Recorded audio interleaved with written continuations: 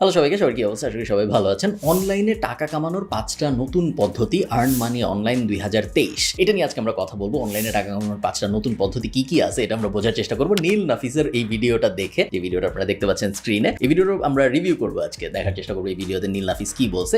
ভিডিওটা দেখার আগে আমি খুবই এক্সাইটেড এই ভিডিওটা দেখার জন্য, তার কারণ নীল আমাদের স্টুডেন্ট প্যাসিভ জার্নালের, এবং ওর রিসেন্ট গ্রোথটা আমি দেখেছি। ও প্রথমে 2 সেন্টস পডকাস্টে আসলো, ওই পডকাস্টটা অনেক পপুলার হয়ে গেল, তারপরে ও নিজের ইউটিউব চ্যানেল খুললো, ইউটিউব চ্যানেলটা বেশ ভালো গ্রো করা শুরু করলো। এবং কেন গ্রো করতেছে অনেকাংশেই বোঝা যায়, তাই না? আপনারা দেখছেন যে এই ভিডিও টাইটেলের ভিতরে দেওয়া আর্ন মানি অনলাইন ২০২৩ এমনভাবে দেওয়া যে বোঝাই যাচ্ছে ও আর্ন মানি অনলাইন এটা লিখে যদি কেউ গুগল করে বা ইউটিউবে সার্চ করে, ওই সার্চের রেজাল্টেও আসতে চাচ্ছে। এটার জন্যই ও আর্ন মানি অনলাইন এটা কিওয়ার্ড হিসেবে ব্যবহার করেছে, যেটা খুব স্মার্ট একটা জিনিস। এবং ওর সাথে আমার দেখা হয়েছে লাস্ট টাইমে যখন বাংলাদেশে গিয়েছি। বেশ ভালো একটা ছেলে। তো চলুন ভিডিওটা শুরু করা যাক, আমরা দেখি নীল কি বলছে এই ভিডিওতে।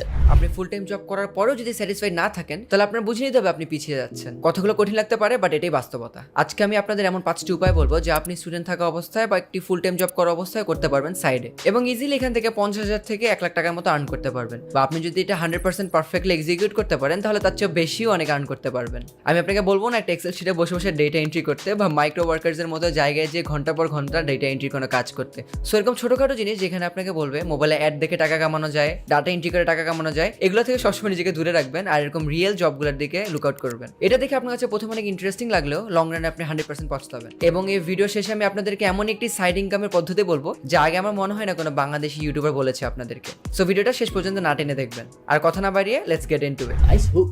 আমি ভিডিওর শেষ পর্যন্ত দেখতে খুবই আগ্রহী। ডেটা এন্ট্রির ব্যাপারে ও যে কথাটা বলছে এটার সাথে আমি 100% একমত। আমি আপনাদের একটা জিনিস খুব সিম্পলি বোঝায় বলি, এমন যদি কোনো স্কিল থাকে যে স্কিলটা আমি একটা বাচ্চাকে আধা ঘন্টা থেকে 1 ঘন্টার মধ্যে শিখায় ফেলতে পারবো, বাচ্চাটার কোনো প্রায়র নলেজ ছাড়া, তাহলে ওটা আসলে স্কিলের মধ্যে পড়ে না। ফর এক্সাম্পল, ডেটা এন্ট্রিতে সাধারণত আমরা কি ধরনের কাজকর্ম দেখি? আমার 100 ফ্যাশন হাউসের ফোন নাম্বার আর ইমেল দরকার, তুমি যাও গুগল করে বের করে আমাকে লিস্টে সাজায় দাও। এটা একটা ডেটা এন্ট্রির কাজের এক্সাম্পল। অথবা আমরা আরেকটা এক্সাম্পল চিন্তা করতে পারি যে আমার ফেসবুক পেজ দরকার এমন সব কোম্পানির যাদের একটা হেয়ার সেলুন আছে নটিংহামে। এই ধরনের কাজকর্মগুলা আসলে শিখানোর কিছু নেই, খুব বেসিক কাজকর্ম। বা আমি বলতে পারি এই গুগল শিটটা ফিল আউট করতে হবে, এই গুগল ডকের মধ্যে কিছু ইনফরমেশন আছে, এটা পড়বা, তারপর ওটার মধ্যে থেকে এই কি ইনফরমেশনগুলো নিয়ে তুমি গুগল শিটটা ফিল আউট করবা বা এক্সেলটা ফিল আউট করবা। ডেটা এন্ট্রির বেশিরভাগ কাজ আসলে শিখানোর কিছু নেই, খুব বেসিক জিনিস, জাস্ট লেবার টাইপ কাজ, লং কাজ, বোরিং কাজ, বাট স্কিলফুল কাজ না। তো যেই জিনিস আমি একটা বাচ্চাকে 10 মিনিট 20 মিনিট 30 মিনিটের মধ্যে শিখায় ফেলতে পারবো, ওইটা আসলে স্কিলের মধ্যে পড়ে না। যে কারণে আমাকে যখন কেউ বলে যে ভাই আমি টাইপিং পারি, আমার কি অনলাইনে কোনো কাজকর্ম করা উচিত, এই কথাটা আসলে কোনো মানে নেই, কারণ টাইপিং আসলে কোনো স্কিলের মধ্যে পড়ে না। 40 বছর আগে যখন কম্পিউটার প্রথম আসছে তখন টাইপিং একটা স্কিল ছিল। তখন যারা সাংবাদিক হইতো তাদের টাইপিং এর কোর্স করতে হইতো। টাইপিং তখন একটা বিশাল ব্যাপার ছিল, কোয়ার্টি কিবোর্ড একটা বিশাল ব্যাপার ছিল। এখন আর ওই বিশাল ব্যাপার নাই। এখন টাইপিং কোনো স্কিলের মধ্যে পড়ে না। যে জিনিস একটা বাচ্চা তার মোবাইলে রেগুলারলি করতেছে, মোবাইলে টাইপ করতেছে 2 হাত দিয়ে 1 হাত দিয়ে খুব আরাম করে, ওই জিনিসকে যদি আপনি মনে করেন আপনার স্কিল, তাহলে আপনার মধ্যে সমস্যা আছে। ডেটা এন্ট্রি টাইপ কাজকর্ম থেকে যত দূরে থাকা যায় তত আসলে ভালো। ভিডিও ফেরত যাওয়া যায়। প্রথম পদ্ধতি, অটোমেটেড ইউটিউব চ্যানেল। আমি যদি আপনাকে বলি আপনি আপনার ইউটিউব চ্যানেল খুলে টাকা কামাতে পারবেন, বাট আপনার ক্যামেরার সামনে এসে নিজের চেহারাটাও দেখানো লাগবে না, তাহলে আপনার রিয়াকশন কি হবে? এই কাজটা করতে জাস্ট আপনার 3টে জিনিস লাগবে, সেটা হচ্ছে ভিডিও স্ক্রিপ্ট, ভয়েস ওভার এবং ভিডিও এডিটিং। ভিডিও এডিটিং নিয়ে পরে কথা বলছি, আগে আমরা শুরু করি স্ক্রিপ্টিং দিয়ে। আশা করি আপনারা সবাই চ্যাটজিপিটির ব্যাপারে জানেন। আপনারা যদি জাস্ট chatgpt.com-এ সেখানে যদি লেখেন write me a script on this topic, দেখবেন চ্যাটজিপিটি আপনাকে সুন্দর একটি স্ক্রিপ্টের আউটপুট দিয়ে দিয়েছে। এরপরে জাস্ট আপনারা কিছু ওয়ার্ডস নিজেদের মতো এদিক সেদিক চেঞ্জ করার পরে দেখবেন একটি ফাইনালি পারফেক্ট স্ক্রিপ্ট পাচ্ছেন। আপনাদেরকে আমি আরেকটা পার্সোনাল হ্যাক বলি, আপনারা যে টপিক নিয়ে ইউটিউব ভিডিও বানাতে চাচ্ছেন সেই টপিক নিয়ে যদি আপনারা গুগলে সার্চ করেন, তাহলে দেখবেন কতগুলো আর্টিকেল পেতে পারেন। সেই গুগল থেকে আর্টিকেলগুলোতে ঢোকার পরে আপনারা যদি আর্টিকেলগুলো চ্যাটজিপিটিকে যে বলেন এটা রিরাইট করে একটা ইউটিউব স্ক্রিপ্ট বানিয়ে দাও, সে তাও দিতে পারে। বাট যদি আপনি চান চ্যাটজিপিটির কাছে যাবেন না, তাহলে সেই আর্টিকেলগুলো আপনি জাস্ট একটু শব্দ চেঞ্জ করে আপনি ওইটা দিয়েও একটা ইউটিউব ভিডিও বানিয়ে ফেলতে পারেন। এই চলে গেল আপনার স্ক্রিপ্টের ঝামেলা। এরপরে আসে আপনার ভয়েস ওভারের কেস। ভয়েস ওভার কিন্তু আপনি যে কোনো একটা মোবাইল ফোন দিয়ে একটা ভয়েস ওভার রেকর্ড করে ফেলতে পারেন। আপনারা যদি ভিডিও ইংলিশে বানাতে চান, তাহলে 11 ল্যাবস এর মতো অনেক এআই সফটওয়্যার আছে যেগুলো দিয়ে আপনারা ইংলিশের ভয়েস ওভার পেতে পারেন। আর অটোমেটেড চ্যানেলের লাভ কি জানেন? আপনি যদি চান নিজে ভয়েস ওভার দিবেন না, তাতে কোনো প্রবলেম নেই।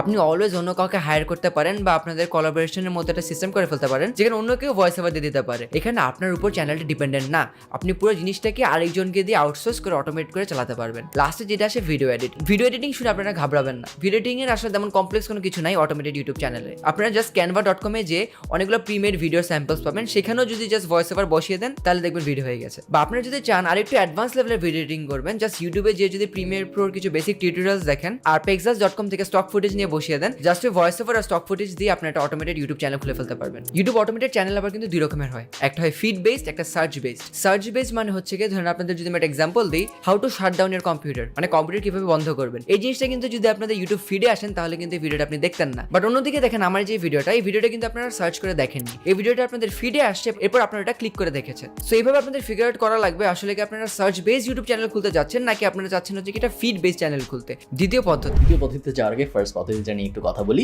Unfortunately I don't think this will work in Bangladesh. কোনোভাবেই এই জিনিস লং লাস্টিং হবে না, তার কারণ যেই জিনিস একটা কমোডিটি, ওই জিনিসের লং টার্ম ভ্যালু থাকে না। ও যে পদ্ধতিটার কথা বললো নীল, যে আমি ফার্স্টে ChatGPT বা গুগল বার্ডে যাব, ওখান থেকে আমি স্ক্রিপ্ট বানাবো, এরপর আমি 11 ল্যাবসে যাব, ওখান থেকে আমি অডিও নিব অথবা আমি নিজে অডিও রেকর্ড করে বসাবো, তারপরে ও বলছে ক্যানভা বা পিক্সেলসে যে স্টক ফুটেজ নামাইতে। বাট এই দুটো যেহেতু আমি এআই দিয়ে করতেছি, থার্ডটাও এআই দিয়ে করতে সমস্যা কি, আমি সিনথেসিয়া টাইপ কোথাও গেলাম, ওইখানে এই স্ক্রিপ্টার এই অডিও দিলাম এবং ওখান থেকে রেডি ভিডিও ডাউনলোড করে ফেললাম। সমস্যা আছে নাই? বাকি দুইটা এআই দিয়ে করতেছি, থার্ডটা এআই দিয়ে করতে সমস্যা কি? যাও, ওর মতো করেই করলাম আমি ক্যানভা বা পিক্সেলস দিয়েই করলাম, আমার থার্ড স্টেপ আমি এআই দিয়ে করলাম না। আপনারা বুঝতেই পারতেছেন এইভাবে দিনে 1000-2000 ভিডিও বানানো সম্ভব, এবং যেই জিনিসের সাপ্লাই এত বেশি হয় ওই জিনিসের সাধারণত ডিমান্ড আস্তে আস্তে কমে। এবং ও যে পদ্ধতিটার কথা বলে, এভাবে ভিডিও বানানো যাবে না আমি বলতেছি না, বাট এই ধরনের ভিডিও মানুষ বেশি দিন দেখবে না। অলরেডি আমরা দেখতেছি এআই এর ভিডিও কনজাম্পশন কিন্তু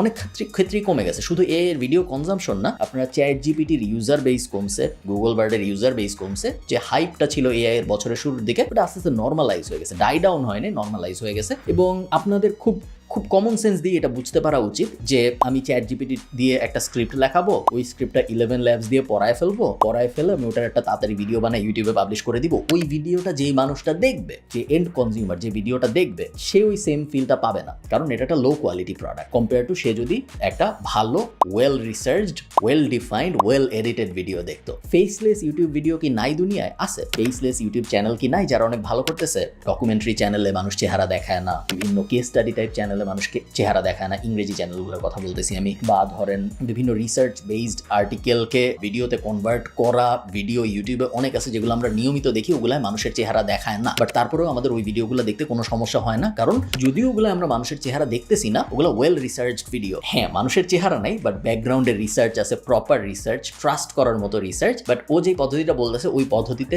যেই ভিডিওটা আউটপুট হিসেবে আসবে, সেই ভিডিওটা একটা ভালো প্রোডাক্ট না। তো ওইটা যখন একটা কনজিউমার দেখবে, তার ওই চ্যানেলটার সাথে কোনো কানেকশন হবে না, ওই চ্যানেলটাকে সে ট্রাস্টও করবে না, ওই ভিডিওগুলোকেও সে ট্রাস্ট করবে না। তো ওই অ্যাঙ্গেলে ওটা ভালো পারফর্ম করবে না লং টার্মে। এবং কমোডিটি অ্যাঙ্গেলে যে জিনিস সবাই করতে পারে, ওই জিনিসের আসলে তেমন কোনো ভ্যালু নেই। এই জিনিস সবাই করতে পারে, এই জিনিস যেহেতু সবাই করতে পারে, ওই জিনিসের লং টার্মে ভ্যালু থাকবে না বলেই আমার মনে হয়। সো আমি বলবো ফেসলেস ইউটিউব চ্যানেল কোনো সমস্যা নেই, চেহারা না দেখালে কোনো সমস্যা নেই, বাট রিসার্চ নিজের হওয়া উচিত, স্ক্রিপ্ট নিজের হওয়া উচিত, নিজের অ্যাঙ্গেল থাকা উচিত। জাস্ট গুগলে একটা জিনিস পাইছি, ওটা আমি রিডিং পড়লাম, তারপর ওটার উপর কিছু স্টক ফুটেজ বসাই ইউটিউবে পাবলিশ করে দিলাম, ডোন্ট ডু দ্যাট। ওটা কোনো কাজের মধ্যে পড়ে না। ওই জিনিস করে আপনি লং টার্মে ভালো করতে পারবেন না, এবং ওই জিনিস করে আপনি আনন্দও পাবেন না, কারণ আপনি ভালো কিছু করতেছেন না, একটা সুন্দর প্রোডাক্ট আপনি দুনিয়াকে দিচ্ছেন না। সেকেন্ড মেথডটা দেখি, ফ্লিপিং আইটেমস।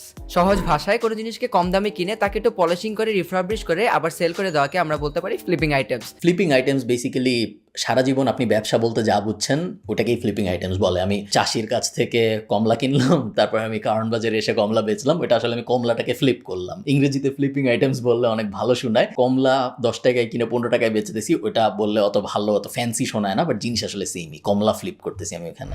হেয়ার ক্লিপ, চুলের ক্লিপ বিক্রি করে প্রফিট মার্জিনে, মানে সেকেন্ড হ্যান্ড ক্লিপ বিক্রি করে সেটাকে প্রফিটে বিক্রি করে, বুঝতে পারছেন জিনিসটা? এরপর ওই প্রফিট দিয়ে সে আরেকটি জিনিস কিনে, এরকম করতে করতে করতে সে লাস্ট মোমেন্টে যে একটি গাড়ি কিনে ফেলে, না যেন একটা বাড়ি কিনে ফেলে, আমার ঠিক মনে নেই, বাট আপনারা যদি জিনিসটাকে ইম্যাজিন করেন, একটা ক্লিপ থেকে সে বাড়িতে চলে গেছে, জিনিসটা কিন্তু এত স্মুথ না। কিন্তু আমরা যদি রোড ম্যাপটা অ্যানালাইজ করে বুঝার পরে আমরা এই জিনিসটাকে বাংলাদেশে ইমপ্লিমেন্ট করার চেষ্টা করি, আর যদি আমরা 100% ভাবে এটাকে এক্সিকিউট করতে পারি, তাহলে আমার মনে হয় এটার একটি ব্রাইট ফিউচার আছে। আপনাদেরকে আমি সহজ এক্সাম্পল দিই, গ্যারেভির আমি বিশাল বড় ফ্যান বয়। বিদেশে কি হয়, মানুষজন শনি রবিবার যেটা তাদের উইকেন্ড, সেখানে তারা গ্যারেজে এসে তাদের বাসার পুরান জিনিস অনেকে বিক্রি করে। তো গ্যারেভি যা করে, সেই গ্যারেজ সেলগুলোতে যায়, পুরান জিনিসগুলো কিনে কেনার পরে সে কিন্তু সব আইটেম কিনে না, সে দেখে কোন কোন জিনিসগুলোর ইবেতে বা অ্যামাজনে দাম বেশি, সেই জিনিসগুলো কেনার পরে এগুলো আবার ইবে বা অ্যামাজনে বিক্রি করে দেয়। কিন্তু এগুলো করার জন্য আপনার নলেজ থাকা লাগবে, মার্কেট রিসার্চ করে রাখা লাগবে কোন জিনিসগুলোর দাম একটু বেশি থাকতে পারে আর গ্যারেজ সেলের দামটা কি অ্যাপ্রোপ্রিয়েট নাকি। কিন্তু বাংলাদেশে না আছে গ্যারেজ সেল, না আছে ইবে অ্যামাজন, তাহলে আমরা এটা কিভাবে করতে পারি? কিন্তু বাংলাদেশে কিন্তু ফেসবুক গ্রুপ আছে। যেমন আমি ওদিন একটা ফেসবুকে গ্রুপ দেখছিলাম, গ্রুপটার নাম রিসাইকেল বিন। গ্রুপের কিন্তু আমার কোনো স্পন্সরশিপ কিছু না, বাট এরকম অনেক গ্রুপ আছে, আমার মাথায় জাস্ট এটা আসলে রিসাইকেল বিন, যেটা আমি বললাম। রিসাইকেল বিন আমি দেখছিলাম অনেক পুরান সোফা, ফ্রিজ, এসি অনেক কিছু মানুষজন বিক্রি করে দিচ্ছে। কিন্তু মজার কথা হচ্ছে মার্কেট প্লেস থেকে অনেক কম দামে এইসব গ্রুপগুলো থেকে বিক্রি হচ্ছে। আপনারা যদি এরকম পিসির গেমিং হার্ডওয়্যার গ্রুপগুলোতে ঢুকেন, দেখবেন গ্রাফিক্স কার্ডের দাম খুব কমে এখানে বিক্রি হয়, সেটা আপনারা কিনে ফেসবুক মার্কেট প্লেসে সেটা প্রফিটে সেল করে দিতে পারেন। বা আপনারা যদি বিক্রয়.com এর মতো অন্য যেসব ওয়েবসাইট আছে যেখানে সেকেন্ড হ্যান্ড জিনিস সেল করা যায়, সেখানে আপনারা সেল করে দিতে পারেন। কিন্তু এই জিনিসগুলো কিন্তু সবার জন্য না, এগুলো করার জন্য আমরা খুব মার্কেট রিসার্চ করা লাগবে, আপনার বোঝা লাগবে যে আসলে কোন জিনিসটা কোন দামে কেনার পরে কোনটা বা বিক্রি করা যাবে। আপনার সবসময় মাথায় রাখা লাগবে কোনো কিছু কিন্তু আপনি কমে কিনে বেশি দামে বিক্রি করতে যে কাউকে যেন প্রতারিত না করেন। আপনাদের এনাফ হোমওয়ার্ক করা লাগবে মার্কেট রিসার্চের উপরে, যেন আপনারা বুঝতে পারেন আসলে মার্কেটের কোন দামটা অ্যাপ্রোপ্রিয়েট, আপনারা যেন মার্কেট ওই দাম থেকে একটু কমে কিনতে পারেন। তাই আপনার চোখ বাজ পাখির মতো রাখা লাগবে, আপনার দেখা লাগবে কোন ফেসবুক কমিউনিটিতে কখন কোন জিনিস মার্কেট প্রাইস থেকে একটু কমে বিক্রি হচ্ছে, সাথে সাথে আপনার সেটা কিনে ফেলা লাগবে। 2-3টা আইটেম আপনার কেনা বেচার পরে you will get the idea of it. I don't think এটা খুব একটা ভালো সাজেশন, তার কারণ আপনি জিনিসটা চিন্তা করেন নর্মালি আমার গোল যদি হয় আমি মাসে 50,000 থেকে 1 লাখ টাকা এক্সট্রা কামাবো, যেটা ভিডিওর ইন্ট্রোতে নীল বলতেছিল, এটা যদি আমার গোল হয় একটা ফেসবুক গ্রুপে আমি গেলাম, সেই ফেসবুক গ্রুপে আপনি যখন র্যান্ডম প্রোডাক্ট র্যান্ডম মানুষের কাছে বিভিন্ন জনরার প্রোডাক্ট বেচতেছেন তখন কোনো ব্র্যান্ড লয়্যালটি হয় না। আমি সহজ করে বলি, মনে করেন এই সাজেশন আমি নিলাম, এখন আমি ফেসবুক গ্রুপ ঘাটা শুরু করলাম, ফেসবুক গ্রুপ ঘেটে একটা সোফা পাইলাম, যে সোফাটার দাম 5,000 টাকা। তো আমি সোফাটা কিনলাম, কিনে বাসায় নিয়ে আসলাম, বাসায় নিয়ে এসে সোফাটা মুছে টুছে আবার ছবি তুললাম, ছবি তুলে বিক্রয়.com এ দিলাম আর বিভিন্ন অন্যান্য ফেসবুক গ্রুপে দিলাম, ফেসবুক মার্কেট প্লেসে দিলাম, 7,000 টাকায় আমার 2,000 টাকা লাভ হবে যদি বিক্রি করতে পারি। তো ফেসবুক মার্কেট প্লেস বিক্রয়.com কারা দেখতেছে বাংলাদেশে? যারা সেকেন্ড হ্যান্ড প্রোডাক্ট কিনতে চায়। কারা সেকেন্ড হ্যান্ড প্রোডাক্ট কিনতে চায়? সেকেন্ড হ্যান্ড প্রোডাক্ট তারা কিনতে চায় যারা ভ্যালু কাস্টমার। সো এরা ফার্স্ট হ্যান্ড প্রোডাক্ট কেনার মতো টাকা খরচ করতে রাজি না, এই কারণে এরা সেকেন্ড হ্যান্ড প্রোডাক্ট কিনতেছে, তাই না? যারা সেকেন্ড হ্যান্ড প্রোডাক্ট কিনতেছে বিক্রয়.com এ যে ফেসবুকের মার্কেট প্লেস থেকে সে আমার ওই সোফার অ্যাডটা দেখতেছে, তারা অলরেডি এই রিসার্চের মেন্টালিটিতে আছে যে আমি সবচেয়ে কমে আমার প্রোডাক্ট চাই, কারণ আমি যদি বেশি দামে কিনতে পারতাম তাহলে তো আমি সেকেন্ড হ্যান্ড প্রোডাক্টের মধ্যেই ঢুকতাম না। এমনিতেই বাংলাদেশ, ইন্ডিয়া, চায়না, এশিয়ান এবং subcontinent market second hand product পছন্দ করে না। সো ওই কাস্টমারগুলাকে আমি কনভিন্স করতেছি সেকেন্ড হ্যান্ড প্রোডাক্টের একটা বেটার ভার্সন আমার কাছ থেকে কিনতে, যখন সে অলরেডি একটা রিসার্চের মাইন্ডে আসে, তার কারণ সে সবচেয়ে কম দামের প্রোডাক্টটা খুঁজতে চায়। এটা একটা অ্যাঙ্গেল, যে অ্যাঙ্গেলটা এই বিজনেস মডেলটাকে খুব ডিফিকাল্ট বানায় দিবে। আরেকটা অ্যাঙ্গেল আছে, সেটা হলো মনে করেন আমি সোফা বেচছি 7,000 টাকায়, নেক্সট কি আমি এখন আবার সোফা কিনবো নাকি আমি এখন টিভি কিনবো? যদি আমি সেকেন্ড আরেকটা সোফা কিনতে চাই তাহলে আমার আবার অনেক ফেসবুকে সময় কাটাইতে হবে, আমার অনেক ফেসবুক ছাড়া বাংলাদেশে আর কোনো এরকম জায়গা আসলে নাই। ও যেভাবে বললো যে গ্যারেজ সেল আছে আমেরিকায় বা ইউরোপে, কার বুট সেল হয়, ওটা বাংলাদেশে নাই। বাংলাদেশে ফেসবুক গ্রুপে ভরসা। ফেসবুক গ্রুপে কি এবার আমি আরেকটা সোফা কেনার চেষ্টা করবো নাকি আমি অন্য কিছু কেনার চেষ্টা করবো? যদি আমি অন্য কিছু কেনার চেষ্টা করি তাহলে আমার কখনোই কোনো এক্সিস্টিং কাস্টমার বেস হবে না, কারণ আমি সোফাও বেচি, আমি টিভিও বেচি, যখন যেটা পাই ওটা আমি কিনি, তারপর আমি একটু বেশি দামে বেচি। আমার কোনো এক্সিস্টিং ফ্যান বেস হবে না যাদেরকে আমি রিকারিং কাস্টমার বানাইতে পারবো, যারা সেকেন্ড আরেকটা কিনবে বা ওর রিভিউ দেখে আরেকজন কিনবে। কারণ একজন একটা সোফা কিনছে, সে রিভিউ দিছে, ওই রিভিউ দেখে আমি টিভি কিনবো, জিনিসটা তো হইলো না, তাই না? সো যদি আমি আরেকটা সোফা কিনতে চাই তাহলে আবার আমার মার্কেট পুল ছোট হয়ে যায়। মাসে কয়টা সোফাই বা আসে ফেসবুক গ্রুপে? 10টা সোফা আসলো, ধরেন কথার কথা 10টাই আমি কিনলাম, কথার কথা 10টার প্রত্যেকটাই আমি 2,000 টাকা প্রফিটে বেচলাম, তাও আমার লাভ হলো 20,000 টাকা। ওই 20,000 টাকা লাভের জন্য আমার অ্যাটলিস্ট দিনে 5-6 ঘন্টা সময় দিতে হবে, প্রোডাক্ট আনতে হবে, নিতে হবে, প্রোডাক্টের একটা ডেলিভারির ঝামেলা আছে, লজিস্টিক্যালি খুব একটা ভালো জিনিস হচ্ছে না এটা। ও যে গ্যারি ভেইনারচাকের এক্সাম্পলটা দিছে, গ্যারি ভেইনারচাক প্রোডাক্ট ফ্লিপ করে না, গ্যারি ভেইনারচাক যে জিনিসটা করে সেটা হলো ও বিভিন্ন গ্যারেজ সেলে যায়, খুঁজে বের করার চেষ্টা করে এমন প্রোডাক্ট যেটার একটা হয় অ্যান্টিক ভ্যালু আছে অথবা একটা রিসেলিং ভ্যালু এই জন্য আছে, তার কারণ ওইটা একটা কালেক্টেবল টাইপ জিনিস, তারপরে ওইটা ইবেতে নিয়ে অ্যামাজন নিয়ে বিক্রি করার চেষ্টা করে। ইবে অ্যামাজন এবং বিক্রয়.com সেম না। ইবে অ্যামাজনে কালেক্টররা যায় আইটেমস খুঁজতে, অ্যাজ ওয়েল অ্যাজ নর্মাল কনজিউমাররা যায় প্রোডাক্ট খুঁজতে। বিক্রয়.com এ তারা যায় যারা সেকেন্ড হ্যান্ড সবচেয়ে কম দামি প্রোডাক্ট খুঁজতেছে। দুইটার কাস্টমার বেস সেম না। এই কাস্টমার বেসটা, বিক্রয়ের কাস্টমার বেসটাকে কোনো কিছু বেচা অনেক অনেক কঠিন কাজ। সো আমি বলবো এই জিনিস করে অনলাইনে টাকা কামানোর এটা পদ্ধতি না। তো এই জিনিস না করাই ভালো হবে। তৃতীয় পদ্ধতি ইউজিসি এডিট, পার্সোনাল ফেভারিট। যেহেতু আমি আগে একজন ভিডিও এডিটর ছিলাম, আমার কাছে ভিডিও এডিট রিলেটেড যে ইন্ডাস্ট্রি আছে, যা যা করা যায় সবকিছু কেমন যেন একটু আপন আপন লাগে। তাই আজকে আমি আপনাদেরকে যেটা নিয়ে বলবো, ইউজিসি এডিট। ইউজিসি মানে হচ্ছে কি ইউজার জেনারেটেড কন্টেন্ট। ইউজিসি নিয়ে আপনাদের সাথে কথা একটু পরে বলি, আগে আপনাদের সাথে আমি কথা বলি যে আপনারা ভুল কোথায় করছেন। আপনারা যখন এই যে টিকটক, রিলস এইসব এডিটিং সার্ভিস পিচ করতে চাচ্ছেন, আপনারা কি করছেন জানেন? আপনারা আমার মতো ক্রিয়েটারদের কাছে আসছেন। আমার মতো যারা অন্যান্য ক্রিয়েটার আছে তাদের ইমেইলে, ইনস্টাগ্রামে, ফেসবুকে এরকম হাজার হাজার মেসেজ আছে এডিটারদের জন্য। তাহলে কি হচ্ছে, আপনাদের কম্পিটিশনটা অনেক বেড়ে যাচ্ছে। এই কম্পিটিশনে ফাইট করে এডিটার হিসেবে সিলেক্ট হওয়া কিন্তু খুবই টাফ। কিন্তু আপনারা যে জিনিসটা করছেন না সেটা হচ্ছে কি ইউজিসি এডিট। ইউজিসি এডিট করার জন্য আপনাদের যেটা করা লাগবে, আপনাদের ই কমার্স ব্র্যান্ডের কাছে যাওয়া লাগবে। ই কমার্স ওয়েবসাইটসরা কিন্তু এখন টিকটক, রিলস এইসব জায়গায় ইউজিসি এডিট করছে। ইউজিসি এডিট হচ্ছে গিয়ে খুবই ন্যাচারালি টিকটক ফরম্যাটে যে মার্কেটিংগুলো করে মানুষজন। এই যে এক্সাম্পল যেগুলো আপনারা এখন দেখতে পাচ্ছেন, এগুলো হচ্ছে ইউজিসি এডিটের এক্সাম্পলস। প্রত্যেকটা ইন্টারন্যাশনাল ই কমার্স ব্র্যান্ড এখন ফোকাস করছে জাস্ট ইউজিসি এডিটের জন্য। তাই আপনারা চেষ্টা করেন এইসব ইউজিসি এডিট করার। মজার কথা, আমি এমন এমন মানুষ দেখেছি তারা মোবাইল ফোনে ক্যাপকাট সফটওয়্যারটা ইউজ করে হাজার হাজার ডলার কামাই করে ফেলছে ইউজিসি এডিট করে। কারণ কি, ইউজিসি এডিট কিন্তু করা তেমন কমপ্লিকেটেড কিছু না। নর্মাল ক্রিয়েটারদের দিক থেকে এটা খুবই বেশি সিম্পল আর হচ্ছে ইজিয়ার টু ডু, রাইট? আপনারা যদি জাস্ট ই কমার্স ব্র্যান্ডের কাছে যে ইউজিসি এডিটের সার্ভিসটা পিচ করেন, আমার কাছে মনে হয় আপনাদের সাকসেস রেট ক্রিয়েটারদের সাথে এডিট করার চেয়ে অনেক বেশি বেড়ে যাবে। এইটা নিয়ে আমি খুব কনস্ট্রাকটিভ মতামত এই জন্য দিতে পারছি না, কারণ এই ব্যাপারে নীল ওর যেহেতু ভিডিও এডিটিং নিয়ে কাজকর্ম বেশি, সো ওর এক্সপিরিয়েন্স আমার থেকে অনেক বেশি এই জায়গায়। তো ওর যদি মনে হয় এটা কাজ করবে, আমি এক্সপার্টের ওপিনিয়ন নেওয়া বিশ্বাসী। তো আমার ধারণা ওর যদি মনে হয় কাজ করবে তাহলে হয়তো কাজ করবে। একদম সহজ করে ও যেটা বোঝাইতে চাইছে সেটা হলো, আপনি ই কমার্স ব্র্যান্ডের কাছে যাবেন, যে বলবেন যে ভাই আপনার প্রোডাক্টটা আমাকে দেন, আমাকে কিছু টাকা দেন, আমি একটা টিকটক বানাবো এই প্রোডাক্টটা নিয়ে, প্রোডাক্টটা আনবক্সিং করবো, তারপর এটার উপর একটা টিকটক বানাবো, টিকটকটা আপনি ইউজ করেন আপনার যেভাবে ইচ্ছা, বা রিলটা আপনি ইউজ করেন আপনার যেভাবে ইচ্ছা। ওটাকে ইউজার জেনারেটেড কন্টেন্ট বলে, কারণ আমি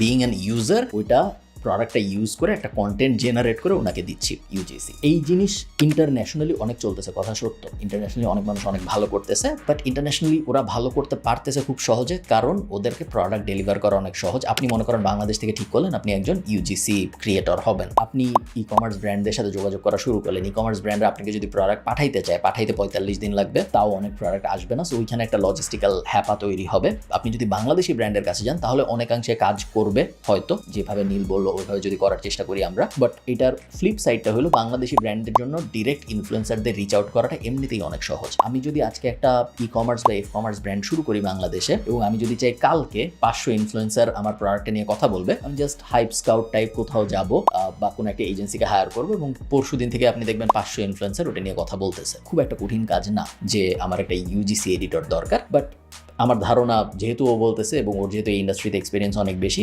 আমার ধারণা হয়তো এটা কাজ করবে। 4 নম্বর পদ্ধতি অ্যাফিলিয়েট মার্কেটিং।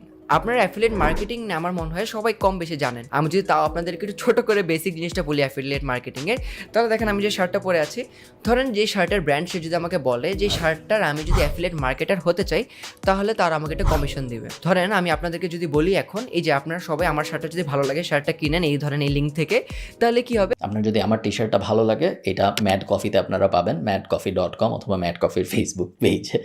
ম্যাড কফি আমাদের নিজেদের কোম্পানি। সো আমি এটা কোনো অ্যাফিলিয়েট লিঙ্কিং না, আপনার ওখান থেকে কিনলে এমনিতেই আমি প্রফিট পাবো।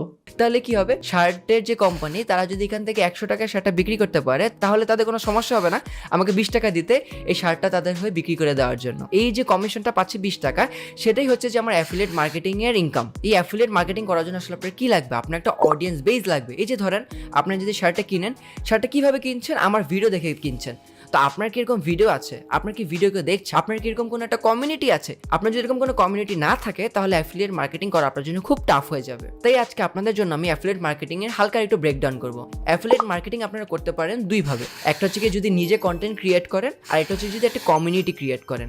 এখন আমরা যদি বলি আসলে আপনি কমিউনিটি কিভাবে ক্রিয়েট করবেন, কমিউনিটি কিন্তু আপনি ডিসকর্ডে, ফেসবুকে, রেডিটে, টুইটারে অনেক কিছু নিয়ে করতে পারেন। ধরেন আপনার হ্যারি পটার নিয়ে খুবই আগ্রহ, আপনার হ্যারি পটার খুবই ভালো লাগে, আপনি কি করতে পারেন, আপনি একটা ফেসবুকে গ্রুপ খুলে ফেলতে পারেন হ্যারি পটার নিয়ে, বা আপনি রেডিটে যে একটা সাব রেডিট খুলতে পারেন হ্যারি পটার ফ্যান্সদের জন্য না। তাহলে কি হবে, আপনার একটা কমিউনিটি হবে যারা এই হ্যারি পটার নিয়ে ইনথুজিয়াস্ট। এরপর আপনারা কি করতে পারেন, হ্যারি পটারের যারা বই বিক্রি করে বা হ্যারি পটারের জামা কাপড় মার্চেন্ডাইজ বিক্রি করে বা হচ্ছে হ্যারি পটারের যে কোনো কালেক্টেবল আইটেমস বিক্রি করে, সেই সব ব্র্যান্ডের কাছে যে বলতে পারেন আপনাকে যেন তারা অ্যাফিলিয়েট মার্কেটার হিসেবে গ্র্যান্ট করে। এরপর আপনি কি করতে পারবেন, আপনার যে কমিউনিটিটা আছে এই কমিউনিটির কাছে যে আপনি এই প্রোডাক্টগুলো সেল করার চেষ্টা করতে পারেন। দেখেন, আপনার নিজের প্রোডাক্ট বানানোর বা এটা ম্যানুফ্যাকচার করার কোনো হ্যাসেল নেই, আরেকজন ম্যানুফ্যাকচার করবে, আরেকজন এটা ডেলিভারি করবে, আপনার কোনো প্যারাই নেই। আপনি জাস্ট অ্যাফিলিয়েট মার্কেটার হিসেবে ওই ব্র্যান্ডের প্রোডাক্টটা আপনার অডিয়েন্সের কাছে আগে দিচ্ছেন। এরপরে যারা সেটা কিনবে সেখান থেকে আপনি একটা কমিশন পাচ্ছেন। ভালো আইডিয়া।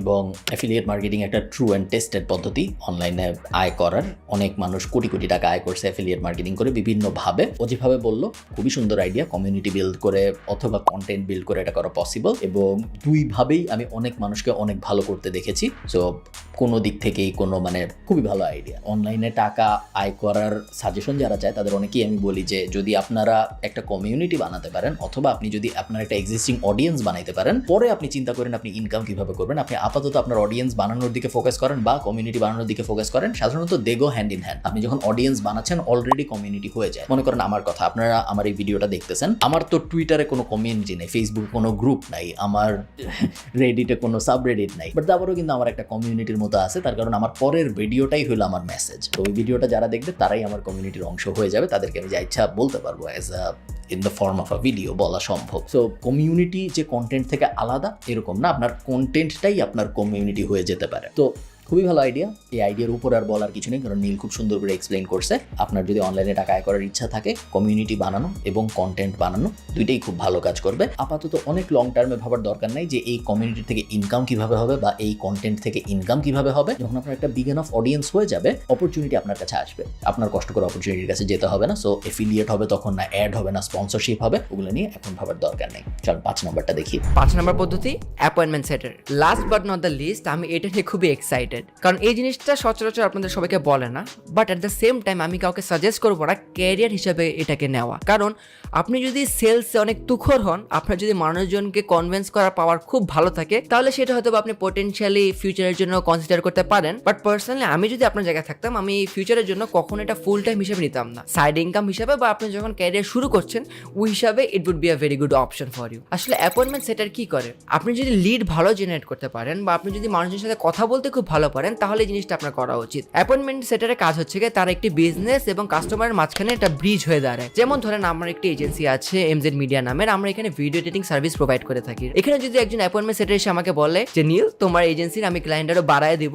আমি তোমার অ্যাপয়েন্টমেন্ট সেটার হিসেবে কাজ করতে চাই, আমি অবশ্যই তাকে কনসিডার করবো, রাইট? তো আপনারা কি করবেন, আপনারা এরকম এজেন্সিদের কাছে যাবেন বা বিজনেসদের কাছে যাবেন, যে বলবেন যে তাদের হয়ে আপনারা ক্লায়েন্ট এনে দেওয়ার চেষ্টা করবেন। কিভাবে চেষ্টা করবেন, আপনারা এরকম লিড জেনারেট করবেন, লিড জেনারেট করার পরে সেই ক্লায়েন্টদের কাছে আউটরিচ করবেন। বা আপনারা যদি চান যে না, আমি এরকম ডিজিটাল বেস এজেন্সি বেস কাজ করতে চাই না, তাহলে অ্যাপয়েন্টমেন্ট সেটার হিসেবে আমি কি করতে পারি, আপনারা কিন্তু ফিজিক্যাল বিজনেসদের জন্য এসব করতে পারেন। এই ফিজিক্যাল বিজনেস দিয়ে কিভাবে ক্লায়েন্ট আনবেন সেটারও ধরেন আপনাদেরকে একটা আমি প্র্যাকটিক্যাল এক্সাম্পল দিই। আপনারা গুগল ম্যাপে যাবেন, গুগল ম্যাপে যে ধরেন ইউএসএ এর ফ্লোরিডা, এই স্টেটটাকে আমরা ধরে নিলাম, ফ্লোরিডা স্টেটে যে আমরা খুঁজবো আমাদের ক্লায়েন্ট, প্রথমত ধরেন সার্চ দিবেন এখানকার প্লাম্বিং কোম্পানি কোনটা ভালো আছে। প্লাম্বিং কোম্পানির মধ্যে অনেক ইন্ডাস্ট্রি হতে পারে, ধরেন roofing industry, plumbing industry, dentist. For this example ধরে নিচ্ছে প্লাম্বিং ইন্ডাস্ট্রি। এরকম একটা প্লাম্বিং কোম্পানির কাছে যে তাদের ইমেল নিবেন বা হচ্ছে সোশ্যাল হ্যান্ডেলস, কন্ট্যাক্ট ডিটেলস যেটাই আর কি পান, সেটা নিয়ে তাদেরকে আপনি মেসেজ পাঠাবেন যে দেখেন আপনাদের প্লাম্বিং বিজনেসের আমি আরো ক্লায়েন্ট এনে দিব বা কাস্টমার এনে দিব। তাদের কিন্তু এটাতে কোনো প্যারা নাই, আপনি যদি তাদের জন্য কাস্টমার এনে দিতে পারেন তাহলে এটা তাদের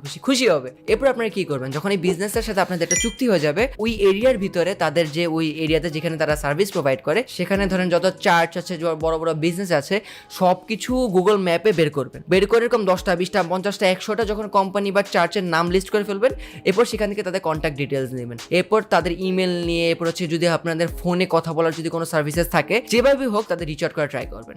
রিচ আউট করার পর তাদেরকে জিজ্ঞেস করবেন তাদের কি কোনো প্লাম্বিং নিডস আছে নাকি। তাদের যদি প্লাম্বিং নিডস থাকে, তাহলে ওই তাদের সাথে ওই যে ক্লায়েন্ট ক্লায়েন্টদের প্লাম্বিং নিডস লাগবে, তাদের সাথে এই প্লাম্বিং কোম্পানির আপনি একটা কানেকশন তৈরি করে দিবেন। তাহলে কি হবে, প্লাম্বিং কোম্পানি আপনাকে কিছু টাকা ইনসেন্টিভ হিসেবে বা কমিশন হিসেবে দিবে। এখানে কিন্তু কম কমিশন না, এরকম প্লাম্বিং ইন্ডাস্ট্রির মতো ইন্ডাস্ট্রি ইউএসএতে কিন্তু খুবই হ্যান্ডসাম অ্যামাউন্টে টাকা দেয়। আপনার যদি 20% কমিশনও দেয়, তা আমার মনে হয় আপনারা যদি 2-3টা ক্লায়েন্টও ক্লোজ করে ফেলতে পারেন, 1,50,000 টাকা ক্রস করা মাসে কোনো প্যারাই হবে না আপনার জন্য। এই জিনিসগুলা অনেক সিম্পল না, but at the same time আমি মনে করি অনেক টাফও না। কিন্তু এই জিনিসটা এমন একটা জিনিস যেটা আসলে কম্পিটিশন অনেক বেশি নাই। আর আপনারা যদি এটা পুরো সেলস মাইন্ডসেটটা ঠিক করে রাখতে পারেন, আর যদি আপনারা কনফিডেন্ট থাকেন, আপনারা মানুষজনকে পটাতে পারবেন, কনভিন্স করতে পারবেন, তাহলে আমার মনে হয় এটা আপনার জন্য খুবই ভালো একটি অপশন হবে। Okay, so again I like it. তেমন কোনো সমস্যা আছে বলে আমার মনে হয় না। একটা লাইনের সাথে আমি একমত না যে এটা খুব একটা কঠিন না, এটা খুবই কঠিন একটা কাজ, সেলস দুনিয়ার সবচেয়ে কঠিন কাজগুলোর একটা, বাট ওইটা ছাড়া আর কোনো সমস্যা নেই এটাই। সো হ্যাঁ, দুনিয়ার যে কোনো এজেন্সি বা দুনিয়ার যে কোনো কোম্পানি, যদি আপনি ওই কোম্পানিতে যে বলেন যে ভাই আমি আপনার জন্য আরো কিছু কাস্টমার এনে দিব, আপনার আমাকে এখন কোনো টাকা দিতে হবে না, আমি যখন কাস্টমার এনে দিব ওই কাস্টমার আপনাকে যত টাকা দিবে তার 10% আমাকে দিয়েন, দুনিয়ায় এমন কোনো কোম্পানি নাই যে বলবে না দিব না, অলমোস্ট সবাই দিবে। এবং হ্যাঁ, দিস ওয়ার্কস। জাস্ট এইটার জন্য আপনার যে পরিমাণ এফোর্ট দিতে হবে ওটা খুব কষ্টকর একটা কাজ, কারণ সেলস, মার্কেটিং সেলসের থেকে অনেক সহজ। সেলস আমার মতে, আমি এখন পর্যন্ত যত স্কিলের সংস্পর্শে এসেছি আমার জীবনে, সেলস আমার মতে সবচেয়ে কঠিন স্কিলগুলোর একটা। কারণ সেলস ভালো হওয়ার জন্য, মানে আপনার সেলসটা ক্লিক করার জন্য অনেক কিছু মিলতে হয়। আপনার ওই ইন্ডাস্ট্রির ব্যাপারে নলেজ থাকতে হয়, আপনার খুব ভালো অ্যাজ আ স্পোক্স পার্সন খুব ভালো পারফর্ম করতে পারতে হয়, কনভিন্সিং পাওয়ার ভালো লাগে, ওই এন্ডের সাথে প্রাইসিং ম্যাচ করা লাগে, কম্পিটিটর যারা আছে তাদের থেকেও আপনার ভালো করতে হচ্ছে, কারণ সবাই পিচ করার চেষ্টা করতেছে। সো ওরকম অনেকগুলো কম্পোনেন্ট মিলতে হয়, আর ওগুলো যদি মিলে, আই ডেফিনেটলি থিঙ্ক এই আইডিয়া, মাসে 1 লাখ তো দূরের কথা, মাসে 10 lakh, 15 lakh, 20 lakh, I don't think কোনো লিমিট আছে, যত ইচ্ছা আয় করা সম্ভব যদি কেউ ভালো সেলসের হয়। সো হ্যাঁ, দিস ওয়ার্কস। ওই যদি আপনারা কিছু সময় ধরে শিখেন, শেখার পরে সেটা যদি আপনারা প্র্যাকটিস করেন ফর আ ফিউ মান্থস, তাহলে আমি আপনাদেরকে গ্যারান্টি দিয়ে বলতে পারি যে আপনাদেরকে আটকাতে পারবে না। মাসে 50,000, 1 লাখ টাকা এখন যদি আপনার কাছে মনে হয় আসলে আপনার ধরাছোঁয়ার বাইরে বা খুবই কঠিন কোনো কিছু, কিন্তু আপনারা যে কিছুটা সময়টা ইনভেস্ট করবেন, শিখবেন, আপনার আশেপাশে এই ভিডিওটা যদি 100 জন মানুষ দেখে, 90% মানুষই সেটা করবে না। আপনি সেই 10% মানুষের মধ্যে হন। 90% না, 99.9% মানুষ কিছু করবে না। এটা একটা রুল যে আমরা যখন ইনফরমেশন কনজিউম করি, যে কোনো ফর্মের ইনফরমেশন, আপনি বই পড়েন, আপনি ক্লাস করছেন, আপনি কোনো একটা কোর্স করছেন, কোনো একটা ভিডিও দেখছেন, যা মন চায় আপনি করছেন, 99% মানুষ ওইটা দেখার পরে আসলে কিছু করে না। বাকি যে 1% আছে, ওই 1%-এর মধ্যেও 67 না 68% জানি 1 থেকে 2 দিন করার পরে আর করে না। সো 0.001%-এর মতো একটা মানুষ হলো আসলে কিছু একটা করে ওই ইনফরমেশনটা নিয়ে। হন, আপনি সেটা প্র্যাকটিস করেন, এই ভিডিওটার পরেই আপনি যে কোনো একটি 5টা ফিল্ডের মধ্যে কাজ করা শুরু করে দেন, আমি আপনাকে গ্যারান্টি দিয়ে বলছি আপনাকে আটকাতে পারবে না। মাসে 50,000, 1 লাখ টাকা কেন, এর চেয়ে অনেক বেশি আপনি কামাতে পারবেন। ওকে, সুন্দর ভিডিও। সো আমি আমার মতামত দিলাম এই ভিডিওগুলোর উপরে। আপনাদের যদি এই ভিডিওটা ভালো লাগে, আপনারা অবশ্যই নীলের চ্যানেলে যেয়ে সাবস্ক্রাইব করবেন, কারণ মেইনলি আসলে ওর ভিডিওর উপরেই আমি কমেন্টারি দিলাম। সো মেইন কাজ আসলে ও করছে, আমি করি নাই। আর যদি আপনাদের এরকম রিয়াকশন ভিডিওস ভালো লাগে, আমাকে কমেন্টে জানাবেন, আমি চেষ্টা করবো এরকম আরো রিয়াকশন ভিডিও বানাতে। আপনারা শুধু কমেন্টে না জানায় যদি আপনারা আমাকে এটাও বলে দেন যে কোন ভিডিওর ওপরে রিয়াকশন ভিডিও বানাইলে ভালো হয়, কারণ আমি যেহেতু অনেক বেশি ভিডিও কনজিউম করি না, তো আমার পক্ষে এরকম ভিডিও খুঁজে বাইর করা কষ্টকর। সো নীল যদি আমাদের স্টুডেন্ট না হইতো বা হঠাৎ করে এত ব্লো আপ না করতো, আমি টেরও পাইতাম না। তো আপনারা যদি আমাকে কমেন্টে জানান এবং একই সাথে আপনারা যদি আমাকে লিঙ্ক টিঙ্ক দিয়ে দেন, তাহলে আমার জন্য খুঁজে বের করতে ইজি হবে। ভালো থাকেন সবাই, আশা করি আপনাদের সাথে আমার পরের ভিডিওতে দেখা হবে একটা প্রপার ব্যাকগ্রাউন্ডে। আমার এরকম ডাইনিং স্পেস থেকে ভিডিও করতে হবে না, আমি এখন উপরে যেয়ে লাইট টাইট বসানোর কাজ করবো। তারা